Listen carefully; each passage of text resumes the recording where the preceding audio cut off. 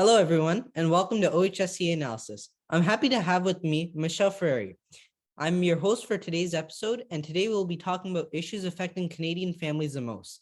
To discuss this, we are happy to have with us the newly appointed Shadow Minister for Families, Children, and Social Development, and the MP for Peterborough Kawartha, Michelle Ferreri.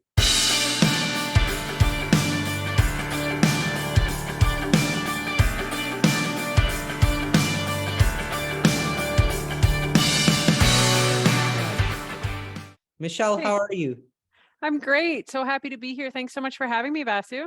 No problem. And it's a pleasure having you on the show. I know we interviewed you a while ago for the first episode of season 2, and it's a pleasure to have you back on.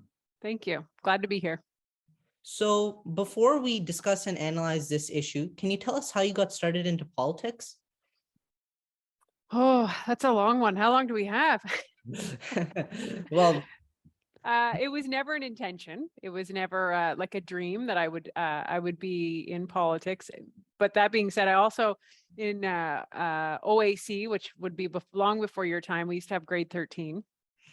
I had a really phenomenal politics teacher who sparked my interest in politics. And I do somewhere, I've never been able to find it, but I do remember writing on a piece of paper, I'll be a conservative member of parliament one day. So, but that dream quickly faded, or thought faded. I think I probably just wrote it. But I then went into media. I fell into media. I wasn't going to do media either.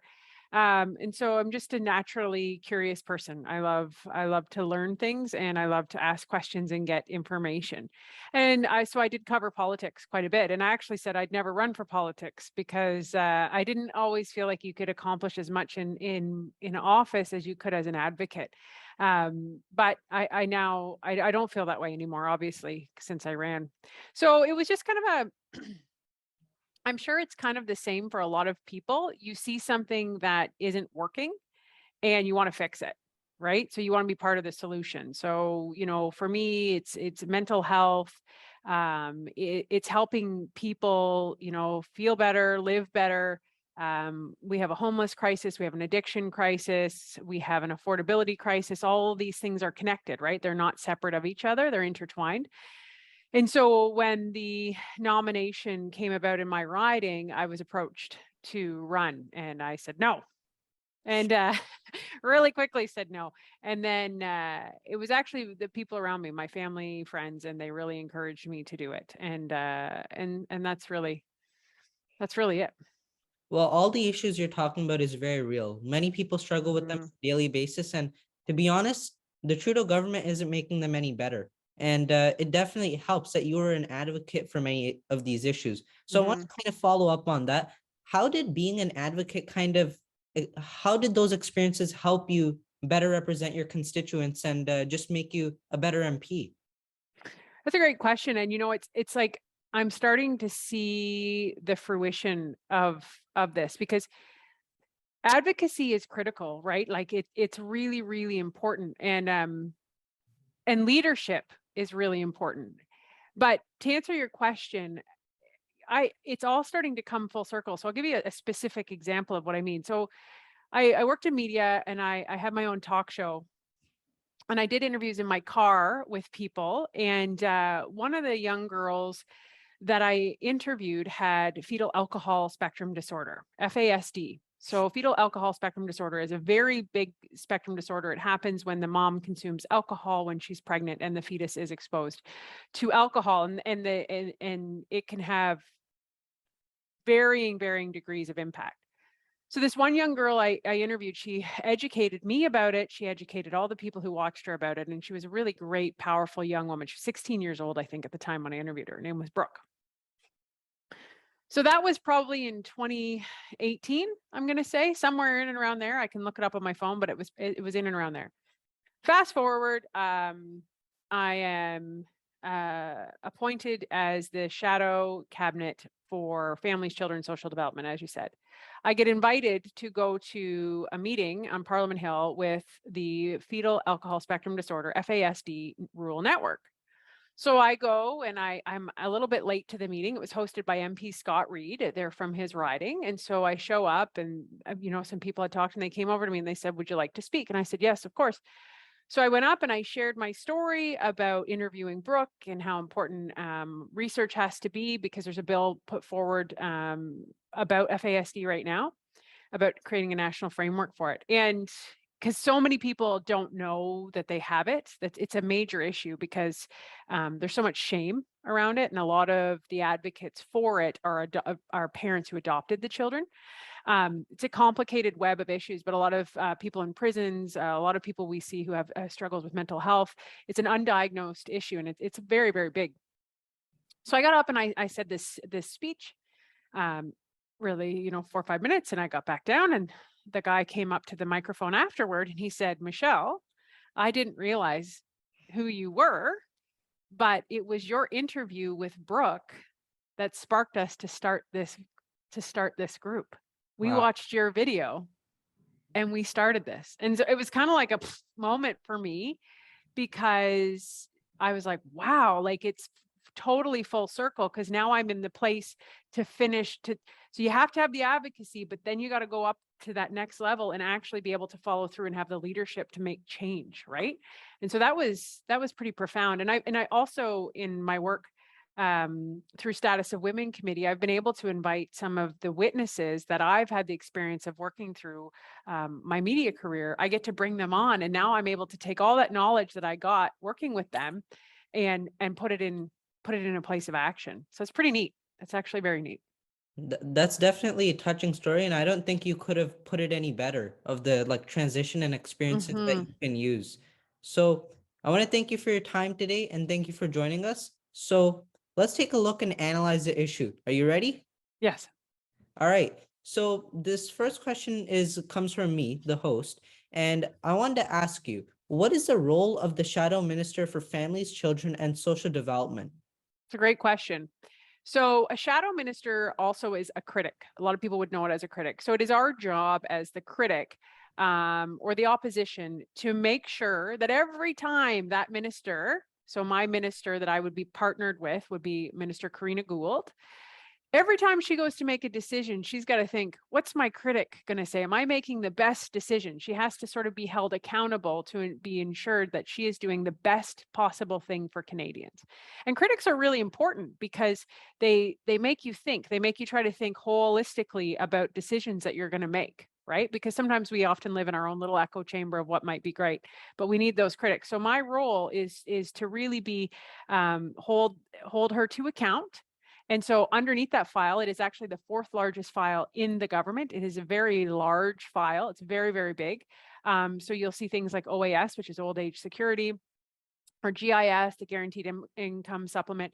Passports are actually underneath that. So a lot of Service Canada services are actually underneath that file. So ensuring that people are getting access to the services they need. Childcare is one that you hear her speak of often. So the National Childcare Plan is another one as well. Okay, that's nice. And as you said, it covers a lot of bases. And to kind of touch on the critic thing, I mean, we see critics all over society. Like, for example, I'm in school, and my teacher is technically a critic, right? She gives Yeah. feedback on my work, and it helps us to make better decisions. So it's definitely good that people should be held accountable for the decisions that they make, and seeing where they can make improvements. Yeah, and I think it's really important, as long as we're keeping the issues at hand and we don't start to personally attack somebody or do any of those things. That's really an important facet of our job, because you're right. And our parents are our critics, our teachers are our critics. They're making sure that they're supposed to elevate you to be a better version. Yeah. So I want to move on to more of a specific question. So I know that your role covers a lot of stuff, but one of the main issues that society has been affected by, especially in the last 2 years, is inflation. So I want to ask you, how has inflation affected many Canadian families, and why has it especially surged in the last 2 years? Great question. Yes, inflation and the cost of living is I would say the number one issue in the country right now, Basio. I think you said you were in grade 10, right? Yes. How many times do you hear your parents talk about money? A good amount. we're doing a study in the status of women on young girls' mental health. And one of the questions that I brought forth was, how is the cost of living crisis impacting our kids, right? Because when our parents are stressed about making ends meet or worrying about putting food on the table or being able to pay for their heating, that ultimately impacts our kids and their stress. Right. You see kids who are really anxious and stressed because they don't want their parents to be stressed. This is a massive issue when you look at the families and children and social development file rather. And when you have people on fixed incomes, Vasu, so you have people who are on fixed incomes and this cost of food and heating is skyrocketing and they're still here. Yeah. So what's that going to do to our overall society, right? You're going to have increased crime. You're going to have increased stress, mental health, hospital visits. People are skipping meals. People are stealing food. People are using food banks. It's such a web. It's not, you cannot separate those issues. They're all interconnected. And so when people are so stressed about the cost of living or putting heat, like, propane and oil, I believe it's 4 million Canadians, might be 6 million. I'd have to double check that, rely on oil and propane to heat their home. And the average cost to heat their home this winter is going to be $7,000. It's not a luxury, it's a necessity, right? And so when we have things like the carbon tax coming in place, you'll hear us, we're really speaking out against this because it's not going to help, right? It's going to hurt Canadians. And we can't keep spending wasteful money. Yeah. And I think you brought up a very important point there, that when we're looking at inflation, a lot of the times it's just the financial aspect, right? Just like, for example, the cost of living, year over year inflation, things like that. But one portion which isn't like looked at very much is how people's mental health is affected by inflation, the stress, right? And how they can make ends meet, especially with people with families, right? Because it's not just worrying about themselves, it's worrying about all their children, their partner, and it's definitely an issue that many Canadians will be facing in the upcoming months. And to speak on heating your homes, we've already seen in Europe there's an energy crisis going on, right? Because the ongoing Ukraine and Russian war, and their energy bills are soaring. People can afford to heat their homes. People can afford to make ends meet, and the pound is getting crushed. Everything, the cost of living there is practically like you would need to have a lot of money. It's, yeah, I mean, you've hit it, and your generation is feeling that. I think we forget that sometimes. Like, you go back and if you ever, you're probably too young, but if you ever had a grandparent or great grandparent who lived through the Great Depression or war and immigrated here, they bring a lot of trauma to the table, which is passed down to your generation, and fear and like hoarding and a lot of these kinds of issues that happen because you don't know how you're going to pay the next bill. You don't know if you're going to be able to make this loaf of bread last if you don't get a paycheck, right? So it's a complicated web, and the most compassionate thing we can do is to make life affordable. Yeah. And I think well, seeing inflation as high as it is, the economic cycle kind of dictates that we're headed for a recession, and it's kind of guaranteed at this point that we're headed for a recession. And knowing how the Trudeau government has controlled its spending over the last 7 years, their debt and their financial track record, we're not going to be getting out of recession anytime soon after we enter it. And conservatives have proven their financial track record, as in 2014, when we entered a recession, we were not only the last ones to enter a recession, but we were the first ones to exit under Harper's leadership. Yeah, So 100%. so conservatives have proven their track record, but liberals have not. So Yep. And I think your point is, as critics, we will put that pressure on, and that's what we're doing, right? To give a little bit of hope, right? Because people, I think, sometimes feel a little hopeless because they're like, clearly the liberals don't know how to manage money. It's wasteful, and it seems to keep going up. Like the amount of debt our country has, I don't even think the average person can truly comprehend that number. It's $1 trillion. Like that's out of our capacity of even, like, that's so much money. And so, but you have to have hope. right? You have to have hope. And we have Pierre as leader, Pierre Polyev, and he's doing an excellent job. And he's being the exact pressure that is needed, the Pierre pressure that is needed, because, you know, you're seeing a shift from the day he got elected as leader. You're seeing them change their story and their behavior. And to kind of touch on that, I was seeing a clip by CTV News the other day, and it was Pierre. He was on a committee, and he was with Tiff Macklem, the Mhm. president of the Bank of Canada, Yeah. and he was asking him questions about inflation and rising interest rates as they were at both all-time lows. And he was saying, "Oh, it never happened. It's not going to happen." And Pierre has been predicting this for a very long time now. Yeah, and I think that's one of the great things about Pierre is his consistency for 20 years. If you anybody who's worked alongside him or watched him, you know, he said the same thing. He's watered the seed, so to say. He knew it was coming, and he has the solutions. I think that's another thing that people need to know, right? He has a solutions of how to manage the economy, which I think is what we really need right now. Yeah. So moving on to the next question. Mhm. Inflation is its own problem, but many families also have other difficult aspects. So Hayden from York Simcoe wants to ask you, what do you think is the most difficult aspect of Canadian families' lives, and what is your shadow ministry doing in order to help make it better? Hmm. It's a really good question, Hayden.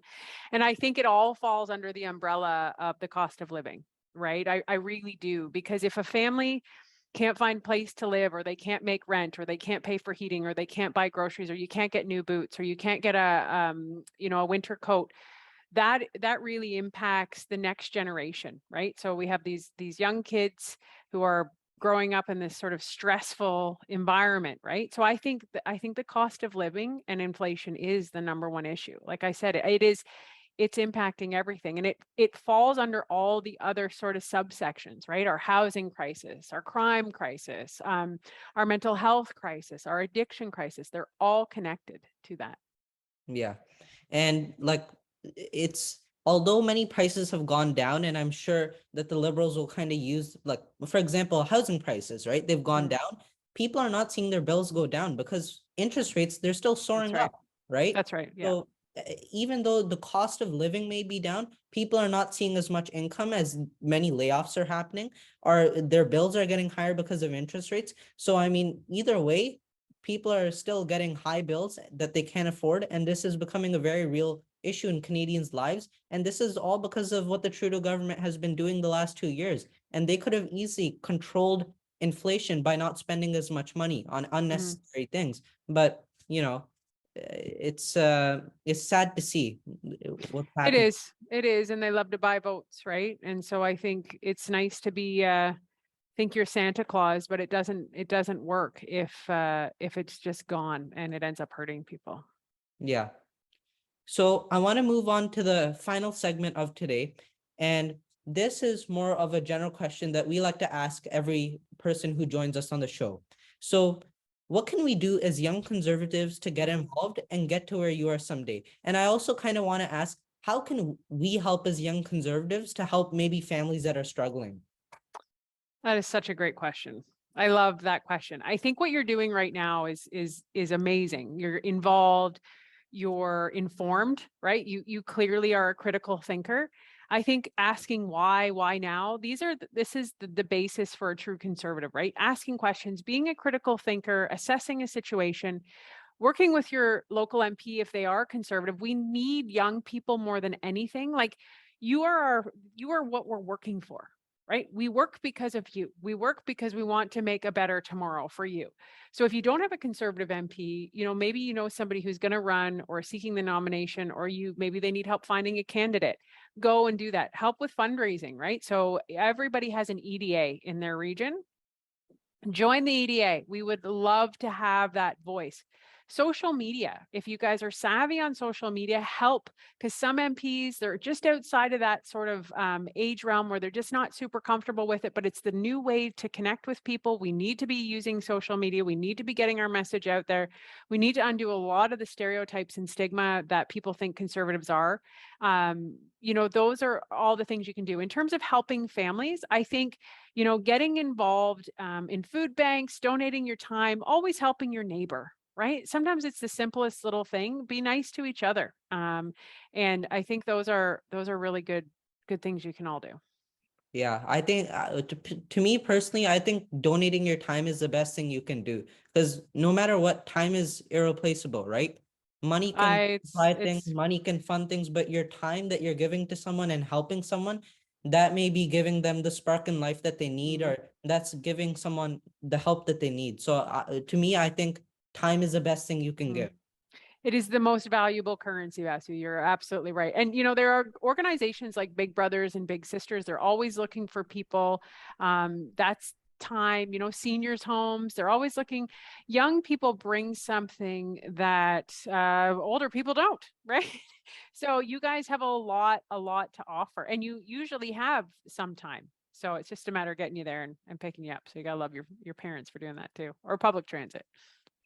And I think that about wraps it up. So we hope you enjoyed today's episode of OHSC Analysis. You can look for more videos coming soon. Make sure to follow our Twitter, Instagram, Facebook, and TikTok accounts and for more information about our next interview and for more great content. Make sure to look at our website, ontariohsconservatives.org, to learn more about us and see our projects and more great content.